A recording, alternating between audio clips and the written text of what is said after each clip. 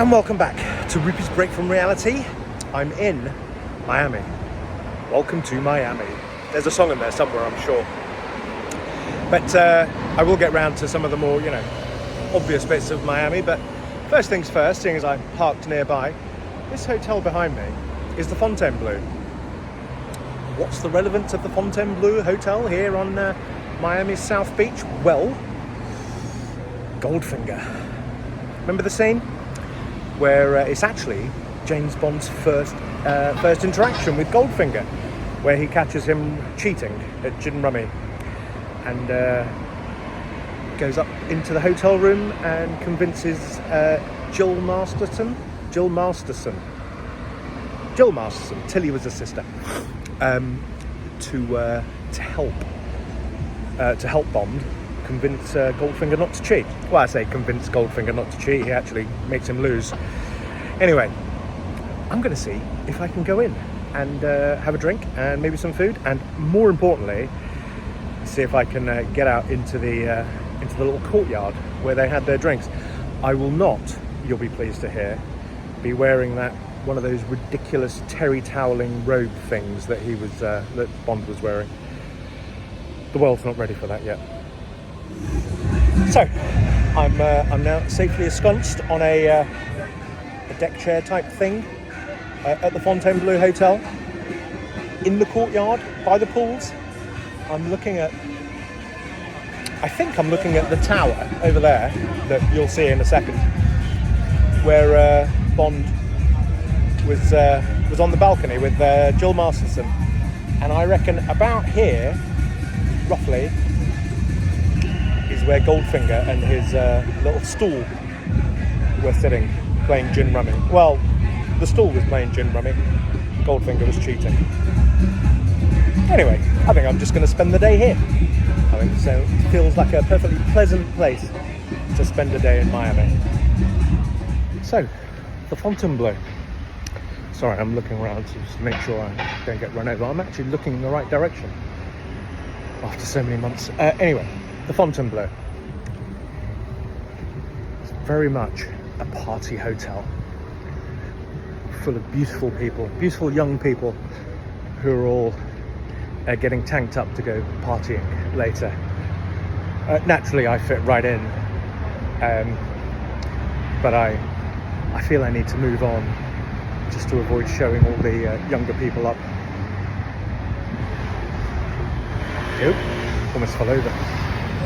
And welcome back to Rupy's Break from Reality, where I'm in the Hard Rock Cafe and Hotel and Casino here or just outside Miami, between Miami and Fort Lauderdale and Hollywood, bizarrely enough. And I have some new friends. They're going to become subscribers 84 and 85. 85 right here. 85. I love the States. Everyone is so friendly. And Miami, can't believe it's taken me 51 years to get to Miami. What a place! Do you know one thing that I completely forgot to do with my new friends? Is to have them introduce themselves. So who are you? I'm Lindsay Coleman. I'm Randy Coleman. And they're my friends. Oh, and this girl from Texas. Houston, in fact. Texas. As is this guy. These two are married. And they love London. And why wouldn't you love London? Piccadilly. There you go. Welcome back to Rupy's Break from Reality, where, as you can see from this glorious beach here, I'm still in Miami. There you go, got some nice buildings there. This is Miami Beach. Well, specifically it's South Point Beach, Miami Beach. The South Beach is a little bit further up, but I think the whole thing's Miami Beach. Anyway, it's a beautiful part of the world. Miami is just full of beautiful people doing beautiful things. Naturally, I fit right in. But it's also got its fair share of James Bond locations. So the Fontainebleau, which is up there somewhere, which we were at the other day. If I spin round, we have Biscayne Bay just behind, where a lot of the a lot of the water shots, or the underwater shots, or underwater footage, should that be, from Thunderball was filmed. And actually, if I go back down, and then about 100 or so miles that way are the Florida Keys. And at the end of the Florida Keys is Key West, which featured in License to Kill. It's where Felix Leiter's house was, where the wedding was, etc., etc. And I was going to go there, but there's a weather warning, and as you can see, it is quite cloudy. It has been raining today. First world problems. And the problem with driving to Key West is that you do so over, effectively, a big long bridge.